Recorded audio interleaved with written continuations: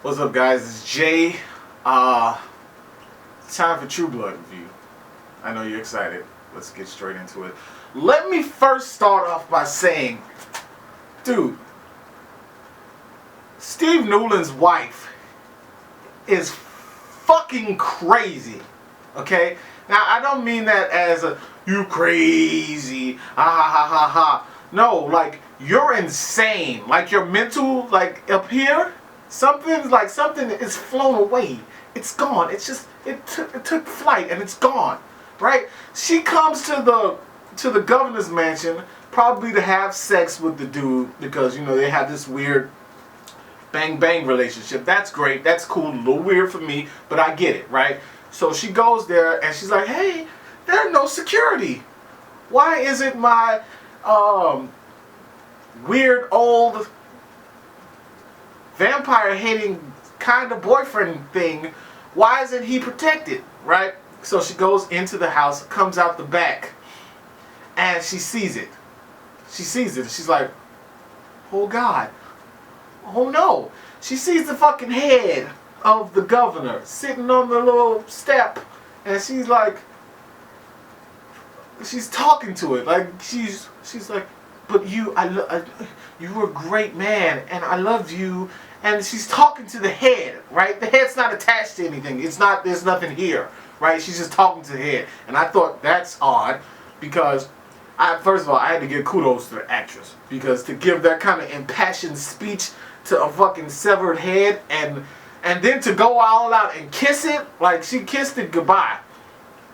You know what I would have been like, because you're fucking not connected to anything, all right? I'm not gonna kiss you. You know what I mean? You're just a head. That's gross, right? But basically, she you know, first of all, Jason has no more leverage over her because the governor's dead. But she went into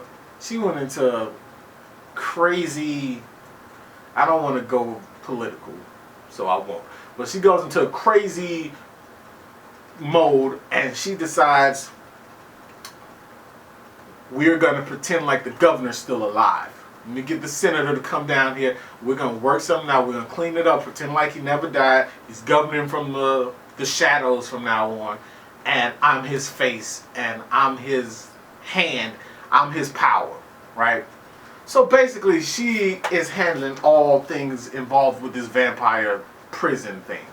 She's in charge. Nobody is to question or any of that shit to her. She's it. She's the living embodiment of the power of the governor on this issue. So first thing she does is go tells Jason and cuts him and throws him into the pit with the vampire women because he loved horror so much. You know, so we're gonna leave it at that.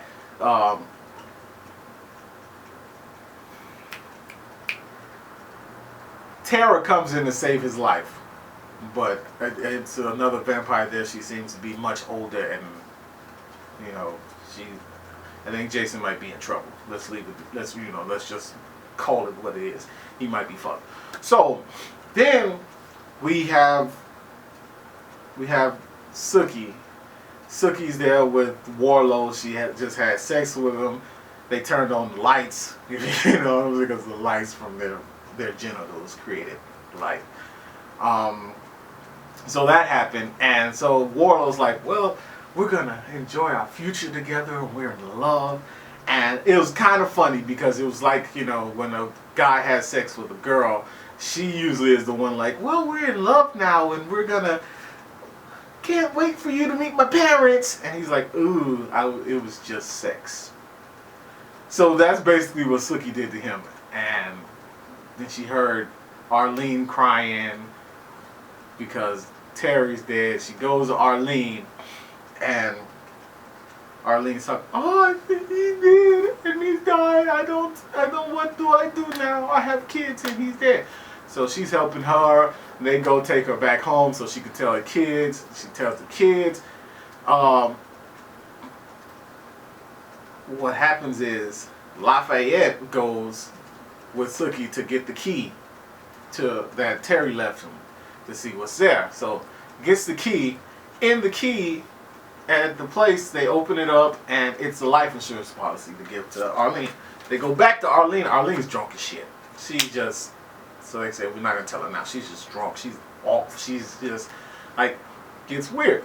Now, Bill has had a situation in which Eric has brought his sister to Bill because he's like, your blood can save her. You're God. Let's just look. Let's work this out. Save a life.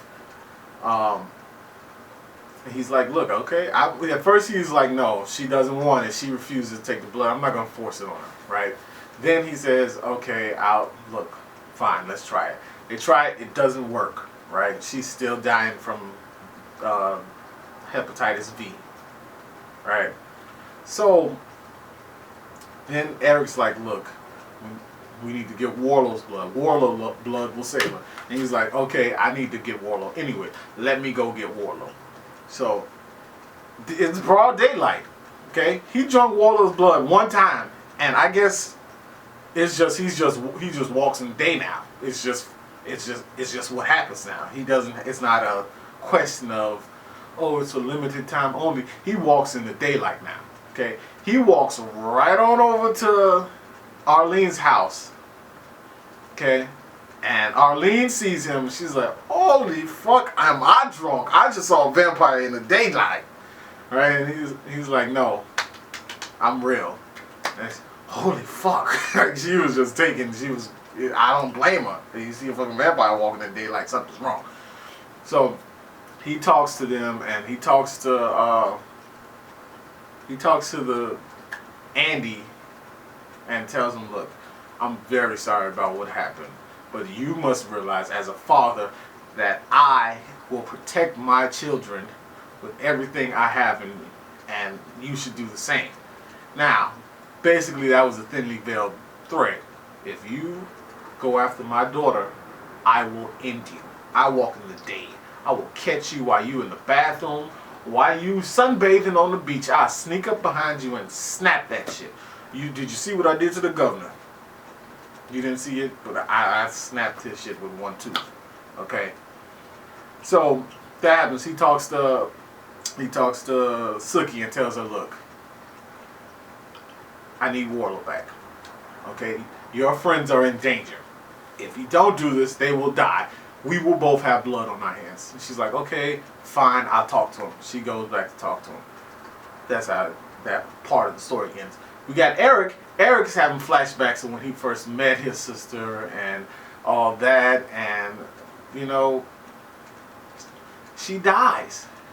She, like, it's kind of gross. Like, I don't know how I thought she died, because I've seen them, like, they stab a vampire and just into this like goo, right? But I thought because she died by disease, it would be a little more graceful. But no, she was just like, she just liquefied, and it was just gross. He was hugging her, and I was just like, no, you're getting your death on my shirt. Can you? You have death on my kid. Come on, man, you fucking my shirt up, right? So basically, this episode was pretty good. I enjoyed it. I still think Warlow, like, is the huge disappointment to me. Do something badass. You're supposed to be this ancient vampire with, like, Bill is doing his part. Bill has the blood of the first vampire, which means he's the strongest thing on the earth right now, right? The strongest vampire alive. And he's proving it. He's walking in daylight and he's just destroying people. Warlow's trying to fall in love, and that's good, that's nice. Friendly, ha ha ha, loving you is easy because you're beautiful, do do do do do. That's all wonderful. But what I'd like to see is some, start decimating some people. Alright guys, that's all I have this week. You know the deal. Like, comment, subscribe, and Jay loves you. I really do. Peace.